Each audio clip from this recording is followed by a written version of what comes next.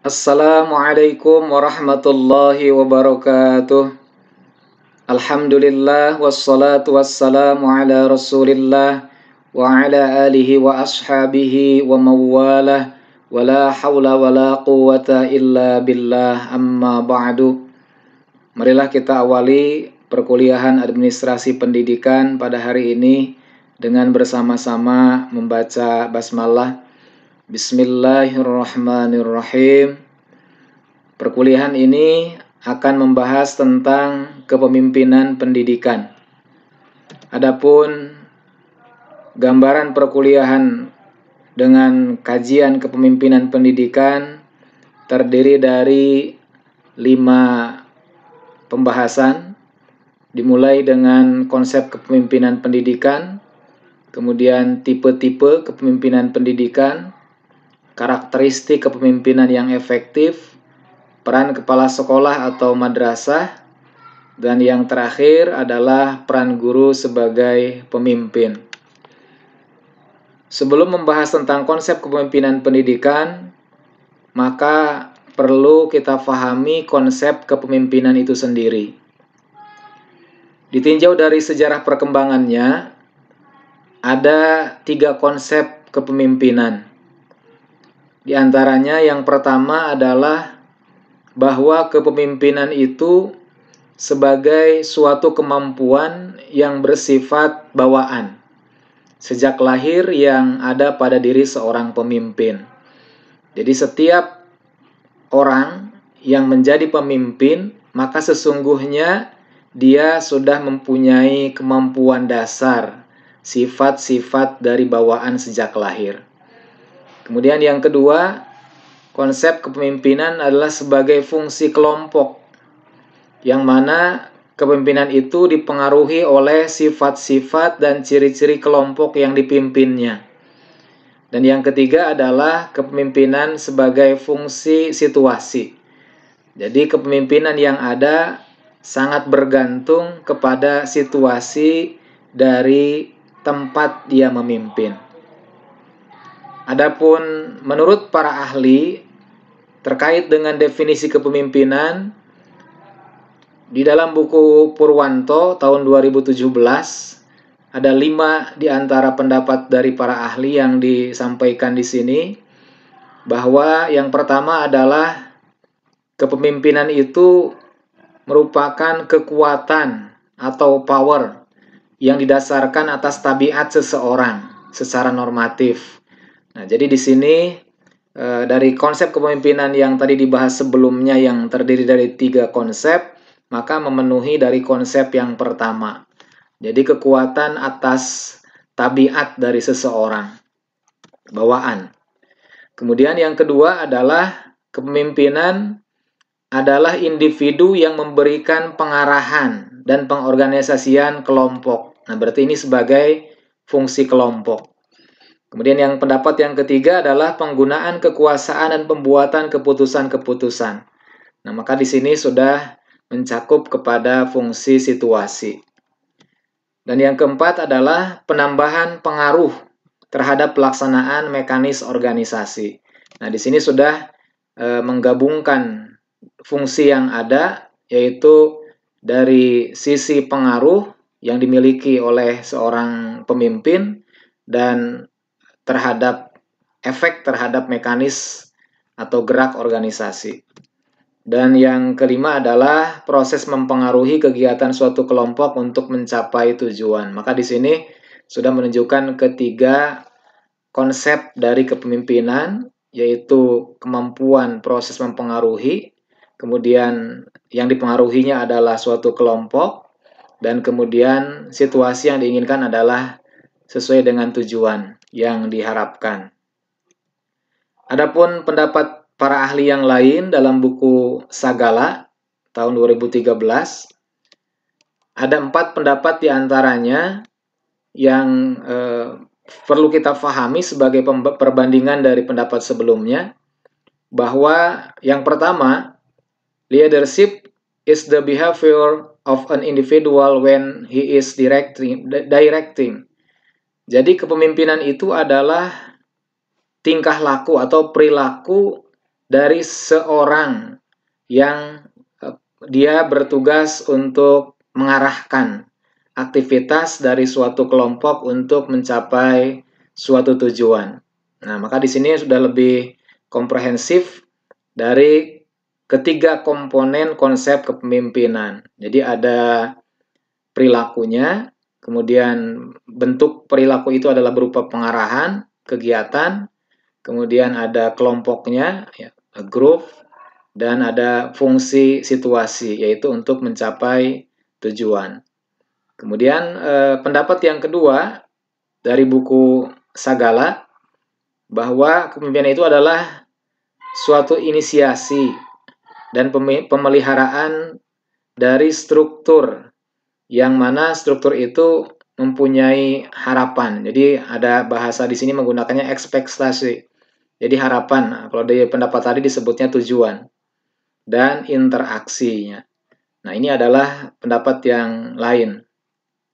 Selanjutnya pendapat yang ketiga, bahwa kepemimpinan itu adalah proses untuk mempengaruhi kegiatan pada suatu organisasi kelompok untuk mencapai tujuan prestasi tertentu. Dan yang keempat adalah bahwa kepemimpinan itu sebagai proses mempengaruhi dari suatu, katakan di sini followers, jadi yang akan menjadi pengikutnya, sehingga nanti akan bisa memilih tujuan atau mencapai tujuan dari organisasi kelompok tersebut. Nah, itu diantara pendapat para ahli yang kalau kita simpulkan dari kesemua pendapat para ahli terkait dengan definisi kepemimpinan, bisa disimpulkan bahwa kepemimpinan itu adalah proses mempengaruhi, memerintah secara persuasif atau yang bersifat ajakan, memberi contoh atau keteladanan, dan memberikan bimbingan kepada orang lain untuk mencapai tujuan yang telah ditetapkan. Nah, jadi di sini adalah sebagai proses kegiatan dalam kepemimpinannya, yakni dimulai dengan mampu mempengaruhi dengan upaya baik yang bersifat perintah ataupun keteladanan dan bimbingan. Tujuannya adalah tercapai yang diharapkan. Nah, itu definisi dari kepemimpinan. Adapun konsep kepemimpinan pendidikan adalah terdiri dari 5 komponen. Ya, jadi kalau kita rangkai dari kelima komponen ini, maka bisa mempunyai sebuah definisi dari kepemimpinan pendidikan. Bahwa kepemimpinan pendidikan itu adalah proses rangkaian tindakan dalam sistem pendidikan yang mana peranannya adalah untuk mempengaruhi dan juga memberi teladan, bisa juga memberi perintah secara persuasi dan manusiawi, atau bisa menggunakan otoritas dan power, kekuasaan atau kekuatan dengan batas yang dibenarkan, dan semua itu dilakukan adalah bisa menggerakkan semua personal yang ada dalam kepemimpinannya guna tercapainya tujuan pendidikan. Nah, jadi ini kalau kita susun menjadi sebuah susunan kalimat, maka akan merangkai dalam sebuah definisi dari konsep kepemimpinan pendidikan. Jadi ada rangkaian proses tindakan yang dilakukan oleh seorang pemimpin dalam pendidikan itu, kemudian bentuknya bisa mempengaruhi dan memberi keteladanan, memberi perintah secara persuasi dan manusiawi, dan juga bisa menggunakan otoritas dan kekuatan dalam batas yang dibenarkan. Ini yang harus digarisbawahi. Jadi boleh menggunakan otoritas atau kekuasaan, tapi dalam batas-batas yang dibenarkan, sehingga dengan kesemua kegiatan ini mampu menggerakkan semua personal yang ada dalam kepemimpinannya, dan hasil dari semua itu akan mampu mendukung terhadap tercapainya tujuan pendidikan. Itulah komponen kepemimpinan pendidikan. Adapun konsep kepemimpinan pendidikan, menurut Purwanto dalam bukunya, sebagaimana tadi dalam konsep kepemimpinan, maka terdapat 3 pendekatan. Sama persis dengan yang sebelumnya, yakni adalah pendekatan sifat yang ada pada seorang pemimpinnya, kemudian perilaku yang dilakukan oleh pemimpinnya, dan yang ketiga adalah situasi dari organisasi yang dipimpinnya. Maka ketika konsep kepemimpinan pendidikan, kepala sekolah dan guru adalah perlu memiliki sifat-sifat yang baik, yang bisa menjadi teladan sesuai dengan norma pendidikan. Kemudian pendidik perlu memperhatikan dan menyesuaikan dengan perilaku subjek didiknya. Dan tiap lembaga pendidikan ataupun secara khusus nanti kelas memiliki situasi yang berbeda-beda.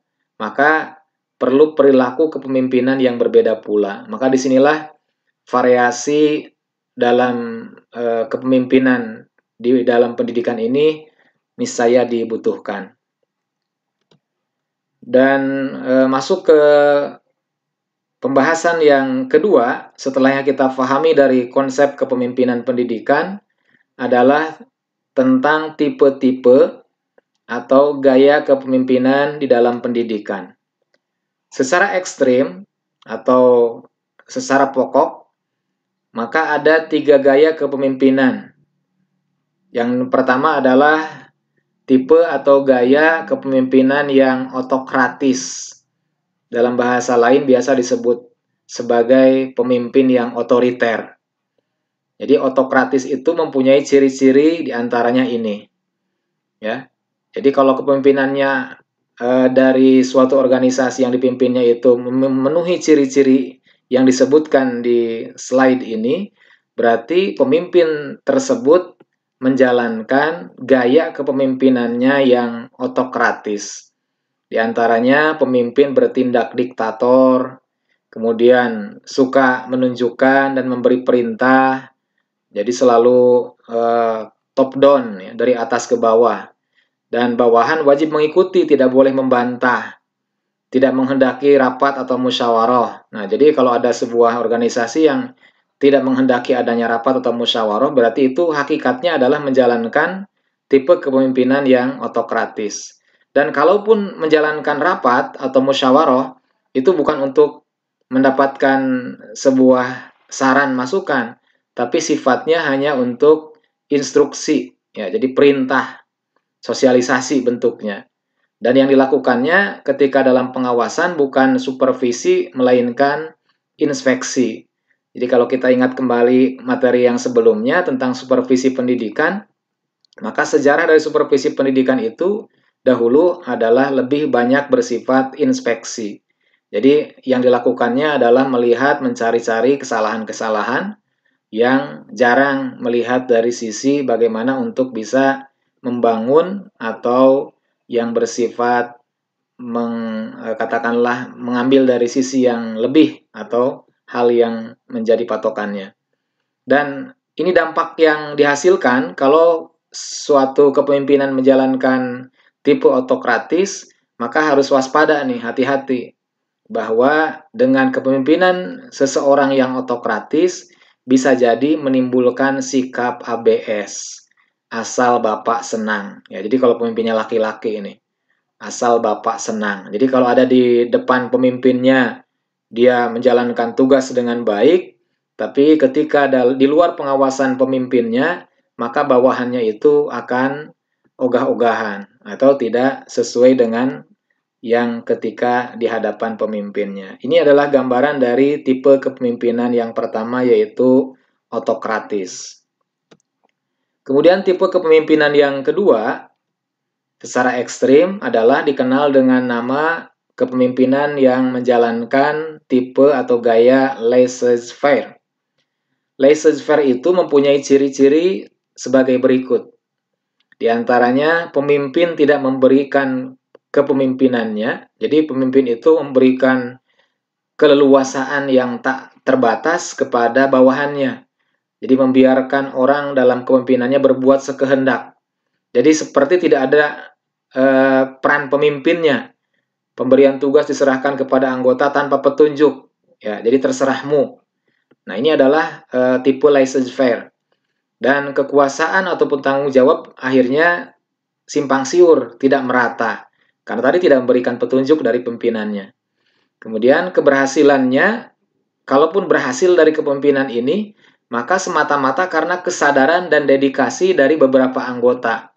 Jadi ketika anggotanya punya kesadaran yang tinggi, dengan dedikasi yang mumpuni, maka keberhasilan bisa didapat dengan pola kepemimpinan ini. Dan akibatnya struktur organisasi tidak jelas. Jadi kalaupun ada struktur, hanya sebatas struktur yang tidak berfungsi sebagaimana yang ada dalam pembagian tugasnya. Dan ciri berikutnya adalah kegiatannya tanpa perencanaan dan pengawasan. Karena tadi dilakukannya dengan kebebasan yang tak terbatas.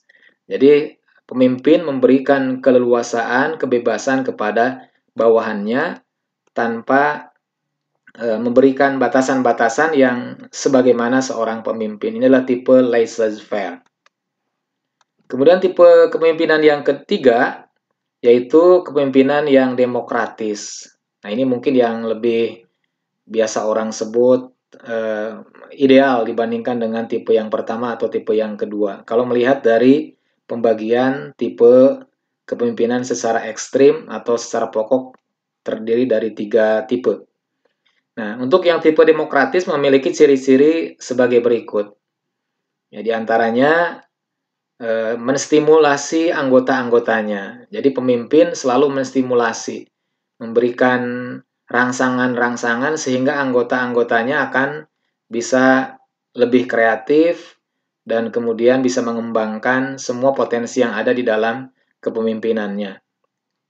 Kemudian juga berpangkal kepada kepentingan kelompoknya. Jadi semua yang ada pada kelompoknya dijadikan bahan pertimbangan, tidak melakukan secara diktator atau otoriter. Kemudian menerima atau mengharapkan pendapat, ya, saran, ya. Jadi senang dengan adanya banyak pendapat atau adanya saran dari bawahan. Dan percaya diri di satu sisi, tapi di sisi lain dia percaya juga kepada anggota-anggotanya. Nah, disinilah tipe kepemimpinan yang demokratis. Jadi memupuk rasa kekeluargaan dan juga memberikan kesempatan kepada anggotanya dengan jalan memberikan penugasan atau pendelegasian. Nah, itu adalah tipe kepemimpinan demokratis. Adapun pendapat dari Sondang P. Siagian dalam bukunya Purwanto, kalau tadi secara ekstrim, secara pokok ada 3 gaya kepemimpinan, dalam pendapatnya Sondang P. Siagian ini ada 5 gaya kepemimpinan. Di antaranya, yang pertama adalah otokratis, yang kedua militeristik, yang ketiga paternalistik, yang keempat karismatik, dan yang kelima adalah gaya demokratis. Nah, untuk 1 dan 5 ini sama dengan penjelasan yang sebelumnya, sehingga kita cukup untuk membahas dari 3 tipe lainnya, ya, yaitu tipe militeristik. Nah, untuk yang tipe militeristik mempunyai ciri-ciri yang hampir mempunyai kesamaan dengan otokratis, tapi ada penekanan yang berbeda. Jadi untuk yang militeristik itu, di antara cirinya adalah sering menggunakan cara perintah. Nah, berarti kan hampir sama dengan otokratis, suka menunjukkan atau memerintah. Nah, kemudian senang bergantung pada jabatan. Jadi semuanya harus resmi, formalitas, harus formal semuanya. Nah, ini adalah yang menjadi tipe pembeda dari otokratis. Jadi segalanya harus sesuai dengan tupoksinya. Ya, jadi ketika senang dengan semua itu yang sifatnya formalitas berlebih-lebihan, maka ini adalah termasuk dalam kategori tipe militeristik. Kemudian, sebagaimana dalam aktivitas kemiliteran, nah maka pola kepemimpinannya adalah cenderung kaku. Ya, jadi tidak mencair, sukar menerima kritik atau saran, dan tadi disampaikan bahwa lebih senang dengan hal-hal yang bersifat formalitas, termasuk nanti harus menggemari dengan kegiatan-kegiatan, upacara-upacara, dan sebagainya. Jadi di setiap kegiatan itu harus resmi, seremonial. Nah, ini adalah tipe kepemimpinan militeristik. Adapun tipe paternalistik adalah di antara cirinya yaitu menganggap bawahan tidak dewasa. Jadi ini hampir kebalikan dari laissez-faire. Kalau laissez-faire itu menganggap bawahan sudah dewasa dan bisa diberikan keleluasaan yang tak terbatas. Kalau dalam tipe paternalistik justru sebaliknya, terlalu melindungi atau yang disebut dengan overprotective. Jadi ini nggak boleh, itu nggak boleh. Nah ini adalah paternalistik. Jadi menganggap bawahannya itu tidak dewasa atau perlu bimbingan terus. Jadi jarang memberikan kesempatan kepada bawahan untuk berinisiatif. Juga jarang memberikan kesempatan untuk mengembangkan kreasi. Ya, jadi semuanya diajarin dan tidak memberikan kesempatan untuk bagaimana dari bawahan atau bottom up. Nah, ini sering bersikap maha tahu. Jadi pemimpin saya adalah yang paling tahu. Maka itulah pola paternalistik. Itu ciri-cirinya diantaranya demikian. Adapun yang karismatik, nah diantara ciri yang ada pada tipe kepemimpinan karismatik, nah ini yang mungkin lebih banyak kalau kita ambil dalam lembaga pendidikan atau dalam sebuah lembaga itu biasanya terdapat pada dunia pondok pesantren biasanya. Jadi ketokohan karismatik dari seorang kiai itu punya daya penarik yang sangat besar. Pengikutnya tidak dapat menjelaskan mengapa mereka tertarik untuk ikut atau taat. Yang penting patuh gitu, ya karena punya karisma yang luar biasa. Maka seolah-olah pemimpinnya itu punya kekuatan yang goib. Ya ini tanda petik ya, supranatural atau supernatural. Jadi karismanya itu bukan karena faktor umur, bukan karena kekayaan, atau juga bukan karena fisik. Nah ini adalah tipe karismatik. Jadi kalau dengan yang bersangkutan, pemimpin yang bersangkutan itu pokoknya tidak bisa menjelaskan lah kenapa bisa taat atau patuh sekali dengan kepemimpinannya. Jadi betul-betul berkarisma atau mempunyai sibgoh ya, celupan yang sangat luar biasa. Dan tipe yang kelima adalah demokratis, tadi sudah dijelaskan. Adapun kalau ditanya di antara semua gaya atau tipe kepemimpinan, manakah yang paling efektif atau yang paling baik, maka pada prinsipnya tidak satupun gaya kepemimpinan yang dapat diterapkan secara konsisten. Ya, jadi secara istiqomah pola itu akan cocok dengan beragam situasi. Jadi sangat dipengaruhi juga oleh situasi organisasi. Mungkin pada saat tertentu dibutuhkan gaya kepemimpinan otoriter atau autokratis. Mungkin juga dibutuhkan demokratis. Jadi tidak selalu dalam setiap situasi kondisi hal yang dipandang ideal dalam tipe atau gaya kepemimpinan itu berlaku untuk semua. Nah, misalkan kita ambil contoh, gaya laissez-faire itu efektif dalam kelompok profesional yang termotivasi tinggi. Misalkan kalau dalam sebuah organisasi para guru besar, para profesor, maka itu efektif menggunakan tipe laissez-faire, tidak diajarin, tidak banyak diberikan arahan, karena memang dipandang anggota kelompoknya profesional, ya, para expert, para ahli. Nah, jadi dari semua gaya kepemimpinan, maka tidak lebih penting daripada kemampuan seorang pemimpin memperlakukan semua unsur personal secara manusiawi. Nah, jadi yang paling atau yang lebih penting adalah bagaimana seorang pemimpin itu bisa lebih manusiawi. Ya, jadi tidak lebih penting dari gaya kepemimpinannya.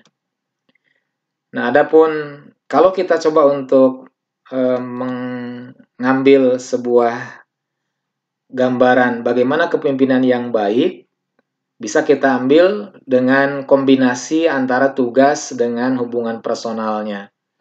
Maka bisa kita tunjukkan ada 4 tipe kepemimpinan yang baik itu. Yang bisa kita, dari 4 tipe itu tentunya mana yang bisa kita nilai lebih baik dari yang lain.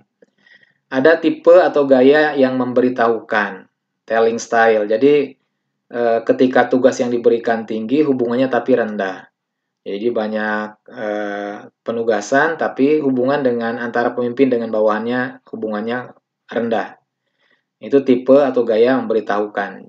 Kemudian ada gaya menjual, antara tugas dan hubungan masing-masing tinggi. Ya, tugasnya tinggi, hubungan personalnya juga tinggi. Nah, kalau partisipatif, tugasnya rendah, hubungannya tinggi. Jadi dia terjun langsung dalam kegiatan-kegiatan sehingga penugasan-penugasannya itu sedikit. Kemudian ada juga yang kedua-duanya rendah. Tugasnya rendah, hubungannya rendah, biasa disebut dengan gaya pendelegasian. Dengan bahasa yang berbeda, menurut Sergiovanni dan Starrett, bahwa dari 4 tipe yang dijelaskan sebelumnya, ini sama dengan penjelasannya yang tadi, tugas tinggi hubungan rendah, tugas tinggi hubungan tinggi, tugas rendah hubungannya tinggi, tugas rendah hubungannya rendah, maka yang berbeda hanya istilah yang digunakannya. Kalau tadi misalkan tugas tinggi hubungan rendah, itu adalah sebagaimana gaya yang dijelaskan yaitu memberitahu, kalau di sini disebutnya adalah dedikasi. Ya, dedikasi artinya kan pengajaran atau pendidikan. Kemudian integrasi kalau tadi adalah gaya menjual. Kalau di sini integrasi antara tugas dengan hubungan kedua-duanya berjalan baik. Nah, kalau relasi hubungan yang diprioritaskan, yang diutamakan tapi tugasnya rendah. Nah, ini adalah di poin yang sama dengan kalimat yang sebelumnya. Nah, adapun karakteristik pemimpin yang efektif, paling tidak ada 5. Ya, di sini disebutkan. Yang pertama adalah pemimpin harus visioner. Jadi mempunyai cara pandang jauh ke depan.